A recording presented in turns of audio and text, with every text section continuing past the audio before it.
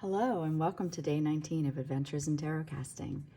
This has been a series where I am exploring some of the many creations that we make, specifically casting boards, which allow us to show you not only the boards, but a lot of the tiles and the creations that we make. So today's board I chose is the 3-card version of the study.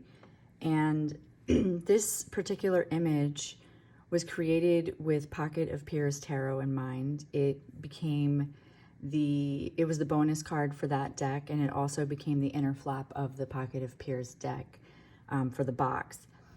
I'm going to be using Pocket of Peers and Out of Hand Tarot. I'm going to use Pocket of Peers in the center and the Out of Hand on the sides because I want to show you how these two decks work in tandem with each other, plus they're from the same universe, right?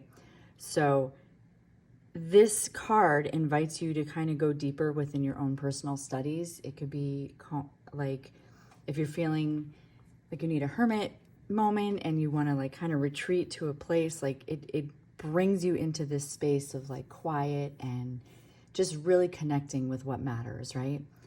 Of course, you can use these boards any way you wish, but I think that because it almost promotes that quiet time of when you enter a library, it's like show up and just be ready to focus, right?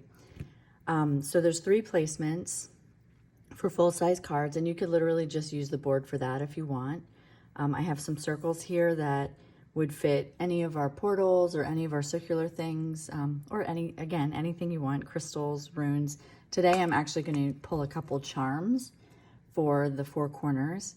And then there's the 3 small tile placements above and below, and those are I'm going to be using Lenormand. So let's go with the center. I'm going to say, okay, what has brought us to this study, right? What energy? Why do we feel like we need to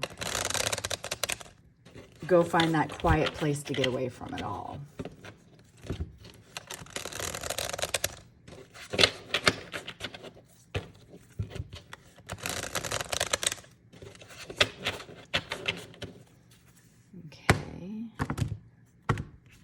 The deck there, and we have the 10 of Wands. I was thinking, wouldn't it be funny if we got the study for the study? That would just make sense. So when I look at this, you know, I build upon these readings. Like I look at the first card that I put down and I get that energy from it, and I get like a whole flood of keywords come in. But also with tarot, if you haven't figured this out by now, and I'm sure you have, each deck has its own voice, right? So you're invited in this scenery and being like the 10 of Wands, and each one of these microphones signifies a wand, right? So let's pull this card up really quick. And the 10 of Wands traditionally is a card of burden.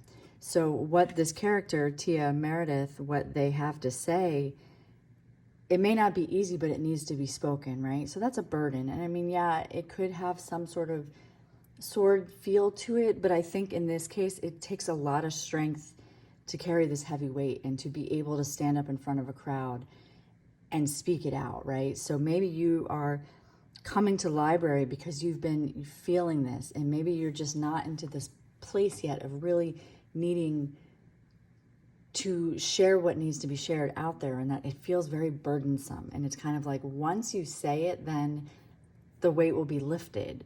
You know, it's how do we unload those weights?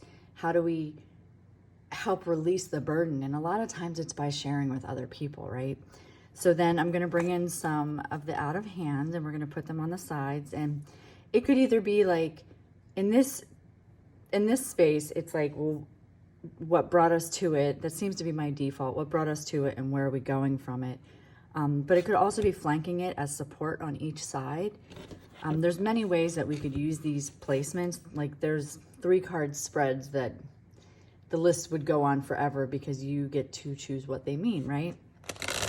A lot of times I don't necessarily like to assign placements with these. I like to just see what shows up and see how it reads together, but sometimes the placements make sense. I know it seems like I'm giving you a lot of like, yeah, you could do this and you could do that, but I really think that that's the one beauty about tarot, is it empowers you to get outside of your box and think of, you know, see how the images go together and what story comes from that. I feel like there's a place for structure as well as intuition. That's just basically how I am in my practice. I have friends and even family members who are very intuitive and they read tarot intuitively, which is no right or wrong way. I feel like my method is a mixture of both, where I read intuitively, but I also base it off of the traditional system. So, all right, so we have on this side, we have the Wheel of Fortune, and then we have the Nine of Wands. So I feel like these are playing off of this energy. So let's get this this Wheel of Fortune up here, show you what that one looks like. And it's basically a detour, right? A detour from what you thought you were doing in life. And now it's like getting out there and really sharing with the world the burdens that you've been carrying will help you start to go into that space of persevering and healing and being able to work through it, right? So we see like 10, 10, 9, like you can look at the numbers in a reading and see how they're de-escalating, or yeah, that's descaling. Words, what are words, right? So the 9, it goes from the 10 of Wands to the 9 of Wands, and the 9 of Wands could be like, well, we've been doing the work, we've been seeing what's going on, we're building upon this momentum, this load, and then it comes to the focus of being like, now we have to figure out how to not have to carry it all by ourselves. And that could set us off on a completely different path, you know. So all of these cards are just showing like there's some big energy going on, but it's all for our own personal expansion, right? Like when we share what we know with the world, it really makes it hard for people who hear our messages and see what it is that we are putting out there to go back to a space of not knowing before. I don't know if that came out right, but I'm going with it. So the 10 of Wands is saying, okay, there's been this heavy burden, and maybe it came about because of the detours that we've had to experience in life. And then the 9 of Wands is showing, you know, there's always going to be mountains to overcome. There's always going to be possible setbacks. There's going to be injuries. However, we are going to be able to get through it because we've been through so much already, right? And now I'm going to put in some Lenormand for above and below. So a lot of times with this, it's kind of like, I can look at these three as kind of an umbrella over the reading, or maybe energy that I'm aware of, or we're aware of, or whoever you're doing the reading for. This is what is on the mind. And then this would be like the undercurrent, perhaps some passive things that you don't quite know yet. Or I also like to use this as action steps, what's holding us up and keeping us going, you know. So all of these things go through my mind simultaneously. You may need a little bit more structure, and that's fine, but I'm just sharing with you how I do this.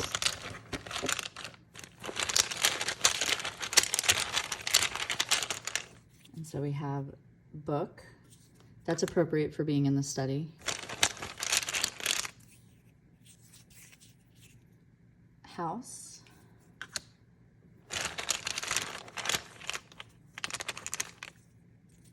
And mice. There's my stalker. I wish I had a different stalker, but there it is.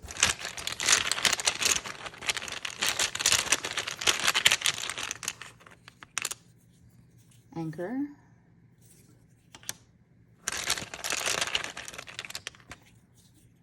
Ship.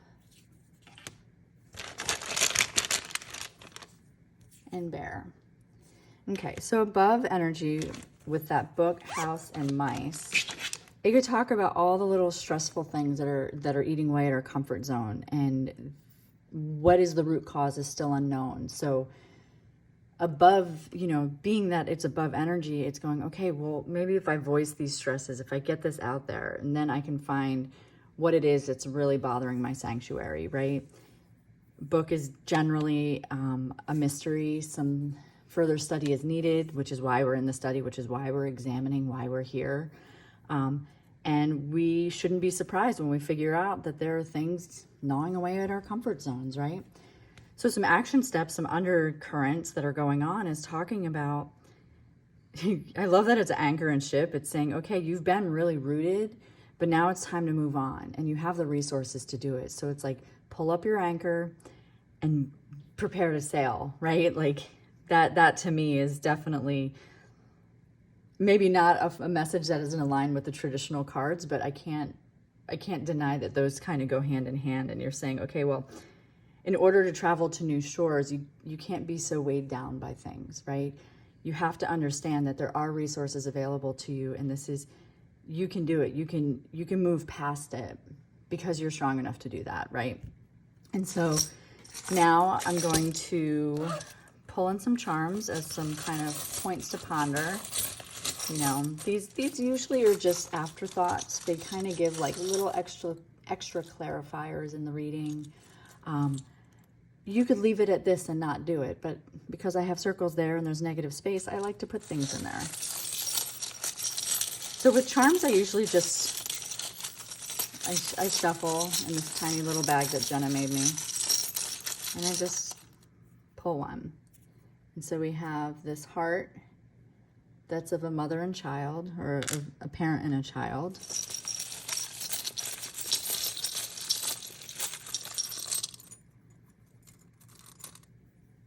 And then we have 95, which is my tassel number from graduation. Giving you a glimpse into my age there. And then we have this little dog.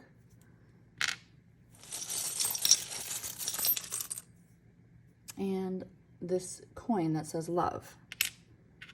So those go in the corners as some little clarifiers and some little elements. And when I look at this, it's saying, okay, if we bring it back into the focus of this 10 of Wands and this heavy burden and this just kind of burden of truth, right?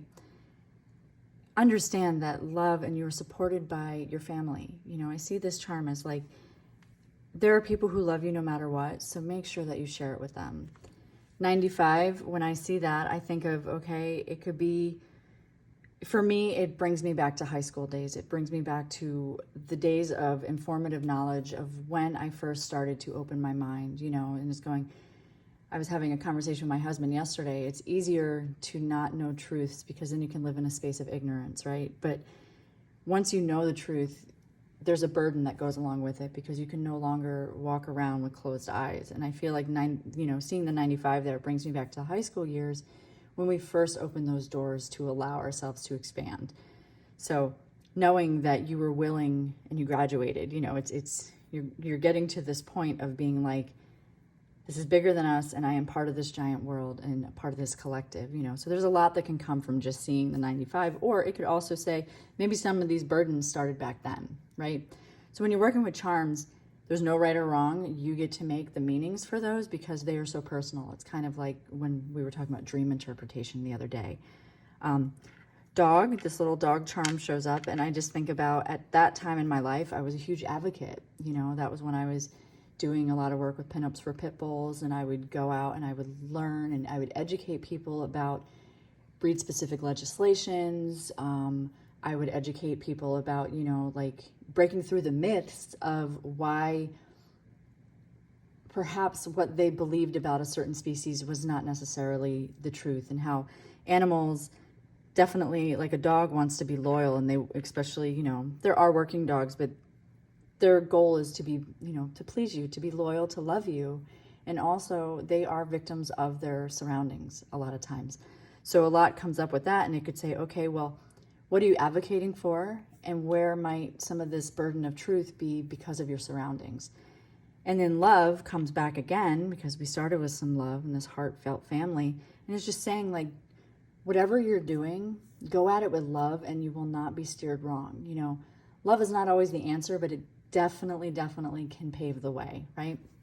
So that's one way you can get a really deep meaning with very little. You know, you could even say, I don't even want to do Lenormand in this, and I just want to do the cards with charms. You know, when you intermix the systems, it invites in just a couple extra voices, you know. So that's the reading for today, and I really hope you enjoyed it, and I hope you enjoyed this demonstration. We are kind of in the home stretch with tomorrow starting off the last 10 days of the month. So again, I've been enjoying this a lot, and I have some fun things on the slate for July, but I'll get to that later. And I just hope you have a wonderful day, and I will see you tomorrow. Bye.